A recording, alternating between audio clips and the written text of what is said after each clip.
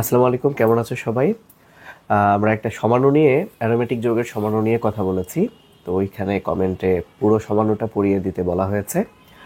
তো ভাবলাম শুরু করি। তো আমি যেটা দেখলাম যে মেডিকেলে কিন্তু আসলে বানিয়ে বানিয়ে কোনো সমাণুতা দেয় না, যেটা ভার্সিটিতে হয়। ভার্সিটিতে কিন্তু প্রায় সময়ই আসে কোনো একটা যৌগ দিয়ে এর কয়টি সমাণু সম্ভব, যেমন তোমরা এখানে দেখতে পাচ্ছ। তো এই জিনিসগুলো দেখো ঢাকা বোর্ড, যশোর বোর্ডেও কিন্তু আসছিল। তো মেডিকেলের জন্য তো এই অনুশীলনী প্রশ্নটাই হুবহু তুলে দিবে, কিংবা বইয়ের ভেতরে যা আছে তাই থাকবে। তো চলো, আশা করছি যে খুব সহজেই ব্যাপারগুলো এখন তুমি মনে রাখতে পারবা। তো প্রথমে আমরা যে কোনো একটা শুরু করি। যেমন 166 নম্বরে কি লেখা আছে? C3H8O। এই যৌগের তারপরে এখানে 1 2 3 আছে।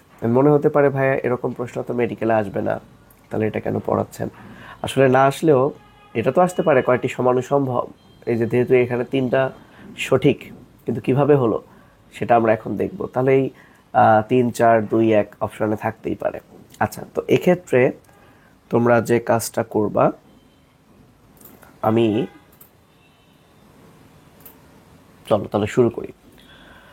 প্রথমে এই সংকেতটার দিকে একটু তাকাও। CnH2n+2, আমরা সবাই জানি এটা হচ্ছে অ্যালকেন। তো অ্যালকেনের সাথে যদি ও থাকে, বুঝতে পারছো? যদি কোনো সংকেত এরকম থাকে, যেমন দেখো এইটা কি ছিল, C3H8 মানে অ্যালকেন, তারপরে ও। যদি এরকম দেখো যে অ্যালকেনের সাথে ও, তাহলে তুমি ধরে নিবা এর 2 ধরনের সমাণু হওয়া সম্ভব, একটা অ্যালকোহল এবং আরেকটা হচ্ছে ইথার। তাহলে এ ধরনের সংকেতে অ্যালকোহল সমাণু কয়টা হবে আর ইথার সমাণু কয়টা হবে? তো আমরা আজকে মোটামুটি যত ট্রিক দেখাবো, প্রায় ম্যাক্সিমামই একটাই ট্রিক, সেটা হলো 2n-2, সো 2n-2। আর এই n হচ্ছে কার্বন সংখ্যা। তাহলে মনে রাখবা এ ধরনের স্ট্রাকচারে অ্যালকোহল সমাণু হচ্ছে 2n-2। এখন বলো তো, n এর মান যদি 3 হয়, 3 থেকে 2 বাদ দিলে কত হয়? 1। তাহলে 2 এর উপর 1 মানে কত হবে? 2। তাহলে এই জিনিসটার অ্যালকোহল সমাণু হবে 2টা। তাহলে ইথার সমাণু কয়টা হবে? অ্যালকোহল সমাণু যা হবে তার থেকে 1 কম। তাহলে সবসময় মনে রাখবা ইথার হবে 1 কম। অর্থাৎ অ্যালকোহল সমাণু যদি হয় 2টা, ইথার সমাণু হবে 1টা। তাহলে এখন প্রশ্ন কিভাবে আসতে পারে? প্রশ্ন 3 ভাবে আসতে পারে। একটা হচ্ছে C3H8O এর মোট সমাণু কয়টি? তাহলে যদি বলে মোট সমাণু, তাহলে 2 আর 1 কত হচ্ছে? 3টি। যদি বলে এই যৌগের অ্যালকোহলীয় সমাণু কয়টি? 2টি। এই যৌগের ইথার সমাণু কয়টি? 1টি। মোট সমাণু কয়টি? 3টি। আশা করি বুঝতে পেরেছো। যদি বুঝতে পারো, চলো আমরা কিছু প্র্যাকটিস করি। খেয়াল করো, আমরা আরেকটা যৌগ দিয়েছি C4H10, তার মানে এটা অ্যালকেন সাথে ও। তাহলে এর কয়টা সমাণু হবে? তাহলে অ্যালকোহল আর ইথার।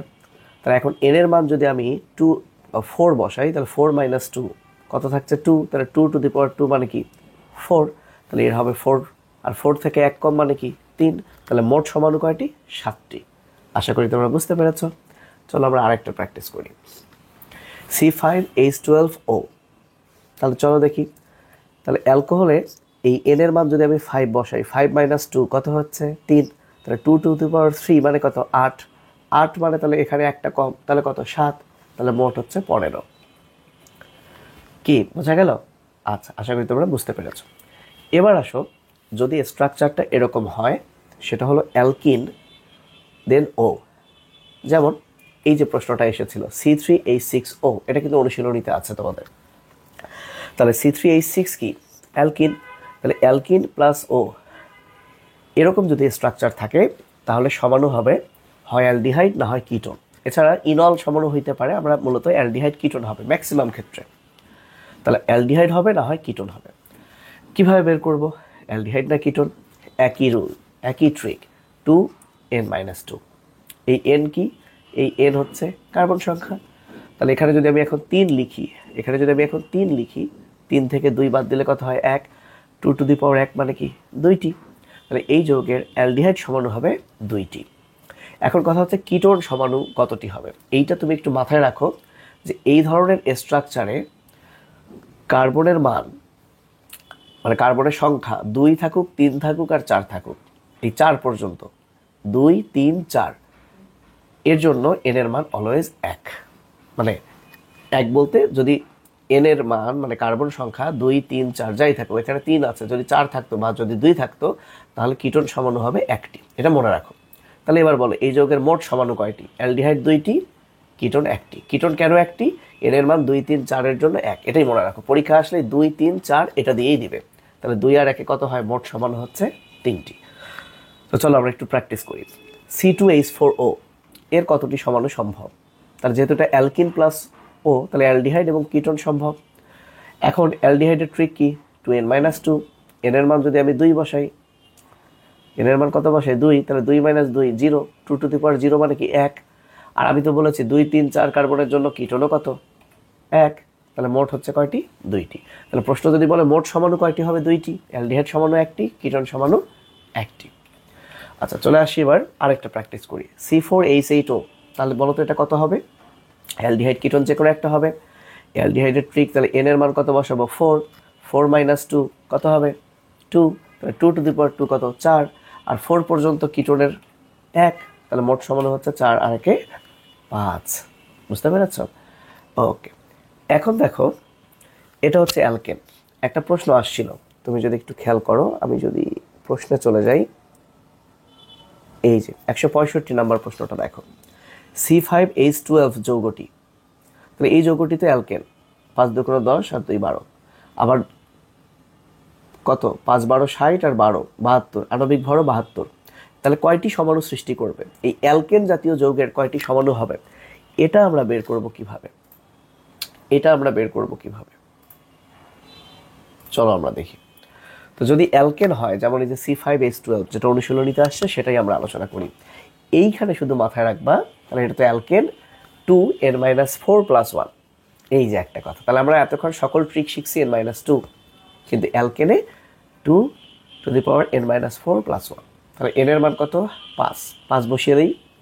5 থেকে 4 বাদ দিলে কত হয়? 2 টু দি পাওয়ার 1 + 1, সো 2 + 1 অর্থাৎ 3টি। তাহলে কথা হচ্ছে এই যৌগের সমাণু হবে 3টি, কিন্তু মজার বিষয় হলো এখানে উত্তর দেওয়া আছে খ, তার মানে এটা সঠিক নয়। প্রশ্ন হচ্ছে কেন?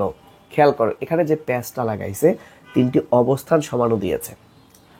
যদি বলতো 3টি সমাণু সৃষ্টি করে তাহলে রাইট ছিল, কিন্তু 3টি অবস্থান দিয়েই ঝামেলাটা বাঁধাইছে। প্রশ্ন হচ্ছে ভাই কেন ঝামেলা বাঁধালো?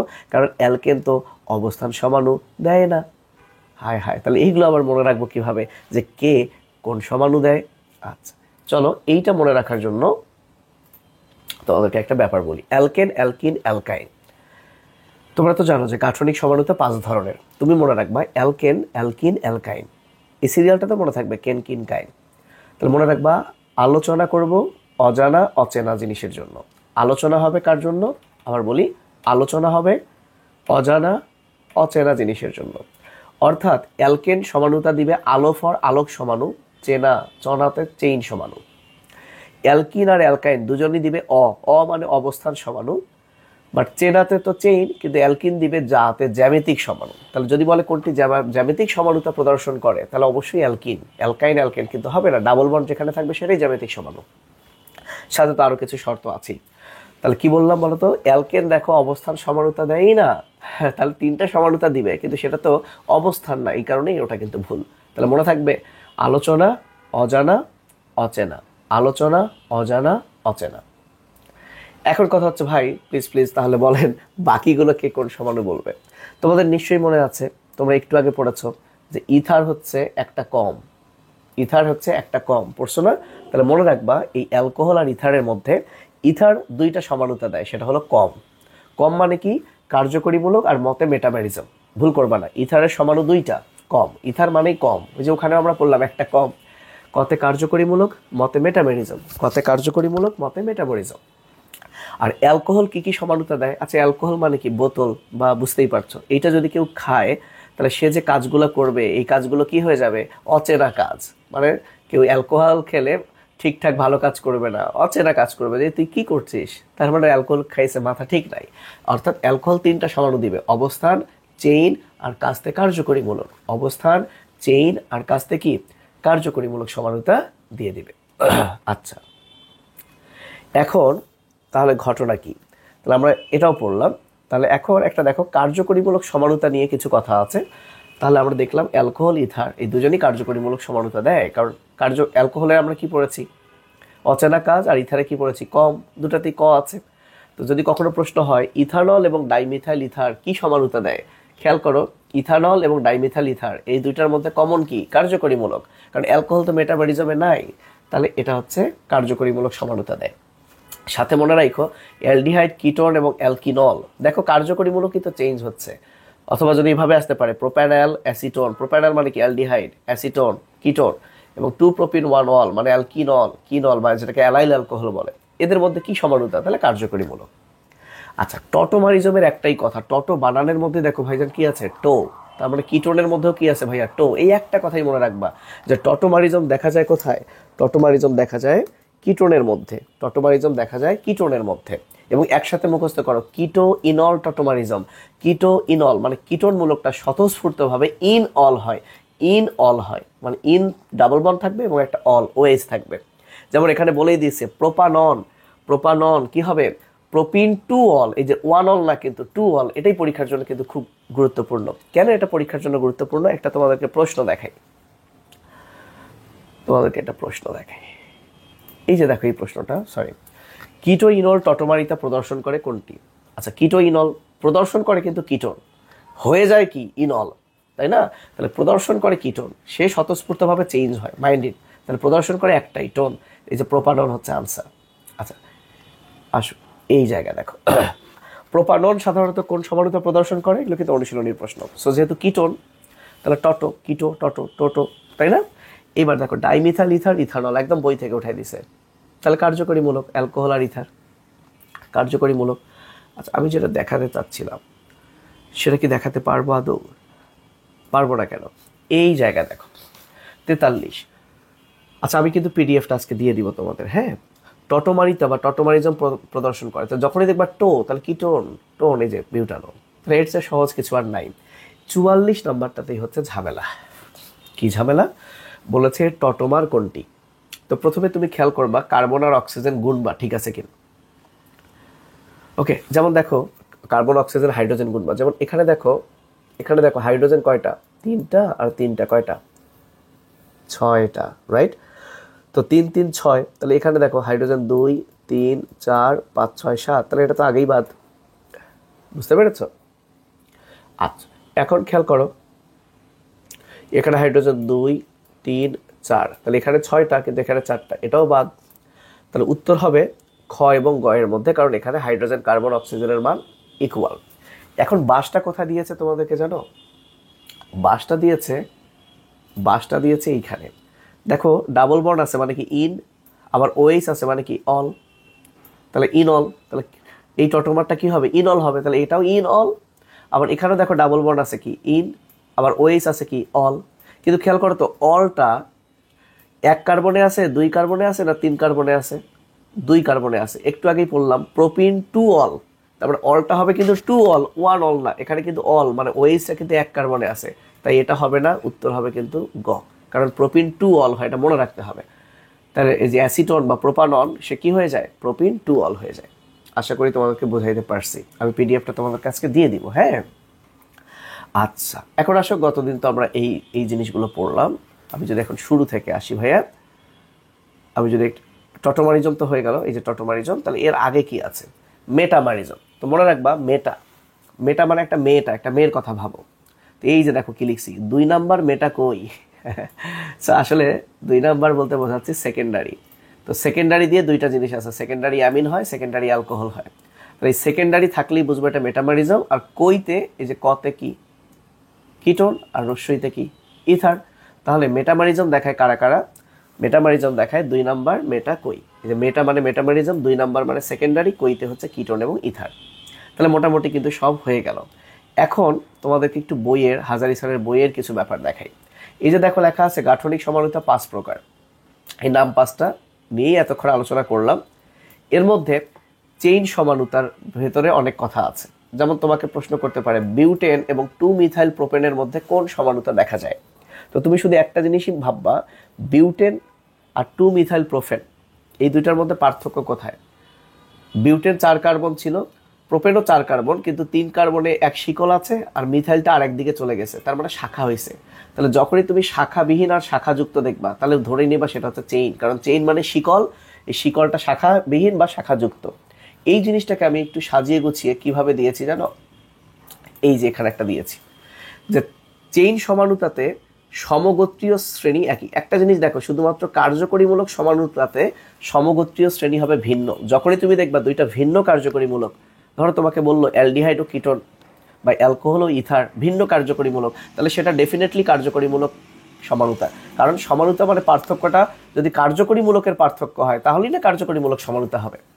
কিন্তু বাকি সমানুতার বেলায়, বিশেষ করে টটোমারিজম বাদে বাকি তিনটার বেলায় সমগোত্রীয় শ্রেণী কিন্তু একই হবে। তাহলে মেইন পয়েন্টটা কি, কি পয়েন্ট হলো, যদি শাখাবিহীন শাখাযুক্ত দেখো তাহলে চেইন। যদি দেখো বলে অবস্থানের পার্থক্য মানে কার্যকরীমূলকের দ্বিবন্ধন ত্রিবন্ধনের অবস্থানের পার্থক্য, কার্যকরীমূলকের পার্থক্য না, অবস্থানের পার্থক্য হলো অবস্থান সমানুতা। আর মেটামারিজম মানে তো মেইন যেটা হলো, মেটামারিজম হচ্ছে কার্যকরীমূলকের উভয় পাশে কার্বন মূলকের ভিন্নতা। তো চলো আমরা একটু দেখি, চেইনটা তো হইলো। তাহলে কখনো যদি এরকম প্রশ্ন আসে যে বিউটেন এবং 2 মিথাইল প্রোপানন বা প্রোপেন, তাহলে তুমি কিন্তু দেখেই বুঝতে পারবা যে এখান থেকে এটা হইতে গেলে এই নাম, তোমার তার এই সংকেত দিবে না মেডিকেলে, তোমার এই নামটা দিবে। এটা দেখে তুমি বুঝতে পারবা যে এখানে মিথাইল মূলকটা এইদিকে চলে আসছে, মানে শাখা হয়েছে। তাহলে শাখা থাকলেই চেইন সমানুতা, দ্যাটস ইট। এইবার আসো ভাই পরেরটাতে কি বলছে একটু দেখি, পরের পেজে।